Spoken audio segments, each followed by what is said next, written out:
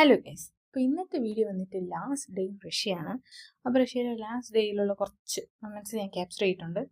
So ഞാൻ ഫാത്തിമയുടെ വീട്ടിൽ പോകണത്, അവളുടെ അപ്പാർട്ട്മെൻറ്റിലേക്ക് പോകുന്നതാണ്. അവൾ എനിക്ക് വേണ്ടി പുറത്ത് വന്നു. പിന്നെ അവൾ ഒന്നിച്ച് അവിടെ എല്ലാം നമ്മൾ ക്ലീൻ ചെയ്തെല്ലാം വെക്കണമായിരുന്നു. സോ അതെല്ലാം അവൾ ഓൾറെഡി ചെയ്തെല്ലാം സെറ്റാക്കി വെച്ചിട്ടുണ്ടായിരുന്നു. എന്നെ ഇത് ഗുസ്താവോ റാപ്പ് ചെയ്ത് വെച്ചതാണ് ഗൈസ്.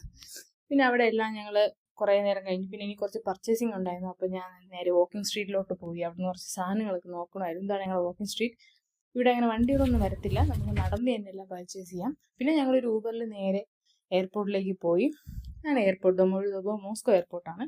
പിന്നെ അവിടെ കുറേ നേരം വെയിറ്റ് ചെയ്തു. നൈറ്റ് ഒരു ഈവനിങ് കഴിഞ്ഞിട്ടായിരുന്നു ഞങ്ങൾ ഫ്ലൈറ്റ്. പിന്നെ കുറേ നേരം വെയിറ്റിംഗ് ഉണ്ടായിരുന്നു. കാരണം ഞങ്ങൾ നിഷ്നിൽ നിന്ന് മോസ്കോയിലേക്ക് വരെ അത്യാവശ്യം 6 മണിക്കൂർ അടുപ്പിച്ച് ട്രാവൽ ഉണ്ട്. അപ്പോൾ ഞങ്ങൾ നേരത്തെ ഇറങ്ങും.